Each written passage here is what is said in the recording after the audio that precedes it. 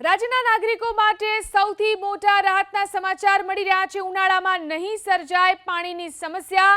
હાલ પણ સરદાર સરોવર ડેમ 64% ભરેલો છે।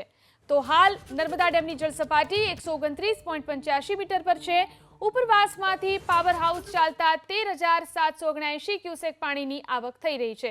ગુજરાત માટે પીવાના અને સિંચાઈ માટે મેઇન કેનાલોમાં 18,229 ક્યુસેક પાણી છોડવામાં આવી રહ્યું છે। નર્મદા ડેમમાં 3,187.94 એમસીએમ લાઈવ સ્ટોરેજ પાણીનો જથ્થો છે। ઉનાળામાં પણ પીવા અને સિંચાઈનું પાણી મળી રહેશે।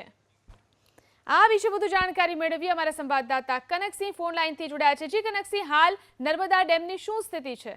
આ કિરણ આપણે જણાવ્યું કે ગુજરાતની જીવાદોરી જે છે નર્મદા ડેમ એ 64% જેટલો ભરેલો છે અને આજે નર્મદા ડેમની જળ સપાટી 129.85 મીટરે પહોંચી છે। અને ખાસ કરીને વાત કરીએ તો આગામી ઉનાળામાં પણ પૂરો સક્ષમ નર્મદા ડેમ સક્ષમ છે।